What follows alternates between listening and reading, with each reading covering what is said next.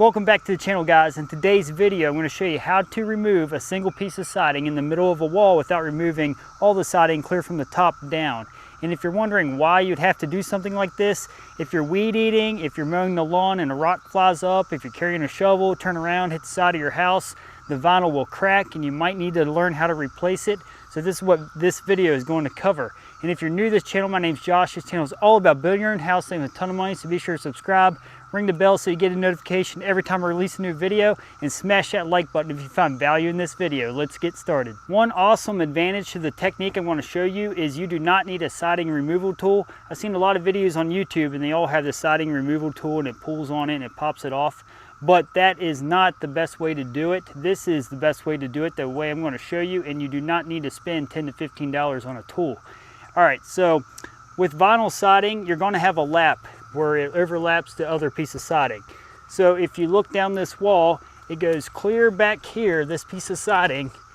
This is about 12-foot long piece of siding and it stops clear over here.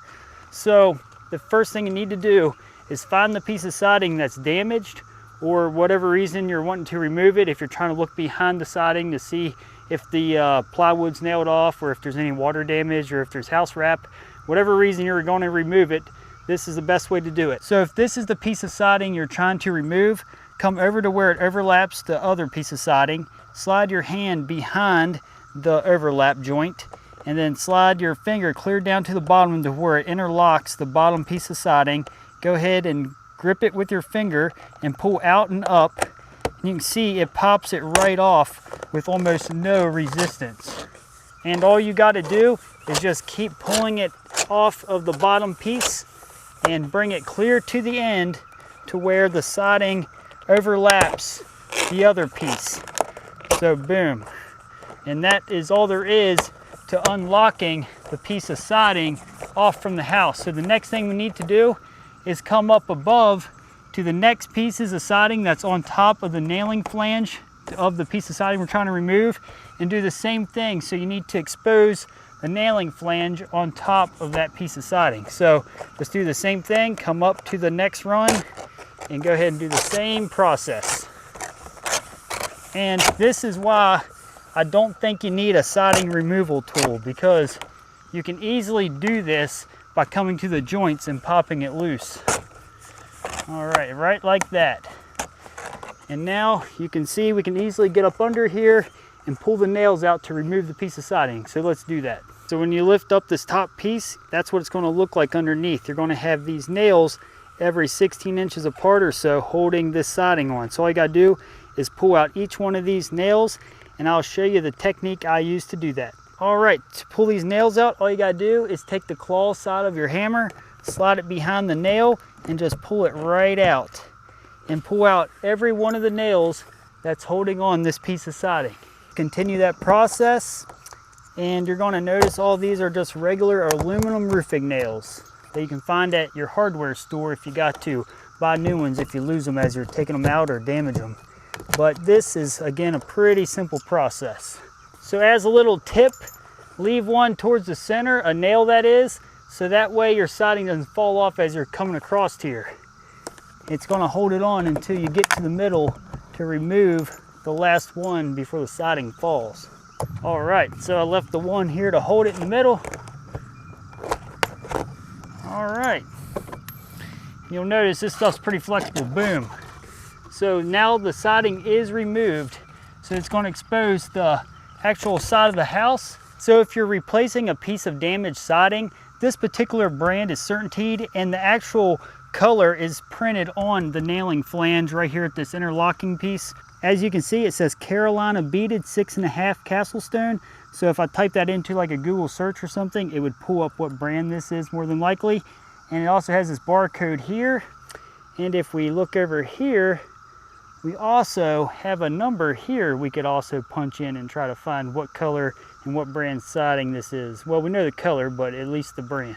A lot of times the color is stamped on the back of the siding too. So look at the back of the siding, or look at the nailing flange on the piece you took off, or what's on the house. Now it's time to replace that piece of siding that you took off.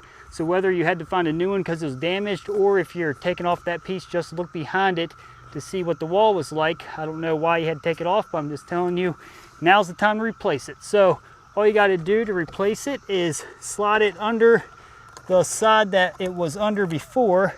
So if it was overlapped towards behind this piece of siding back here behind me, I don't know if you can see it, but this piece was, so I slid it back into that side.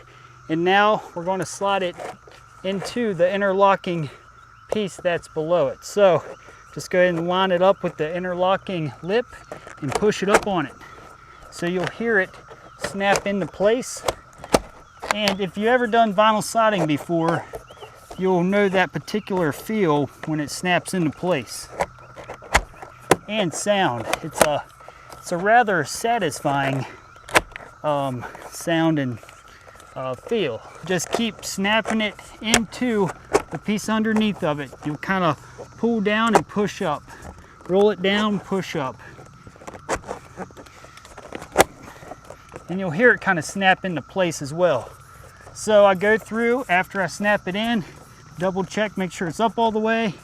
And if you want to make sure it's in all the way too, another thing you can do is slide it back and forth. See how easy that slides? That's how you know it's all locked into place correctly. All right, now that the piece is back where we had it, that looks good. We're going to come over here, make sure we're overlapped correctly. It overlaps about 1 inch or so. That looks good. And down here, it's overlapping about 1 inch or so. That looks good. All right, now that we got it snapped into place, all you gotta do is replace the nails that you took out. So if you look back up under here, here's the nailing flange, and you can see right there's the nail hole that where the nail was in. So make sure you just put the nail right back in that same hole. That way you know it's back to where it belonged, and there's a stud behind there if there was a nail there before. So go ahead and drive it in, and you don't drive it in tight. Leave about 1/8 inch to 1/4 inch, enough for play. So as you can see here, we got a little bit of play. That's what you want. You don't want to nail it super tight. So here's the piece we replaced, and now you got to snap this piece in that we loosened up to remove this that was on this very end. So that snapped in. So if you remember correctly, this is the one we took off to get to the nailing flange of the piece we replaced here. So go ahead and just snap this one back into place. So you might have to wrestle with it a little bit, but after you get it going, it should go in fairly easy. This is a little tougher, like I said, than when you first install the siding, coming back and doing this, so it still isn't bad at all. Now that piece is locked, now it's time to lock this next one in, and this is the final piece.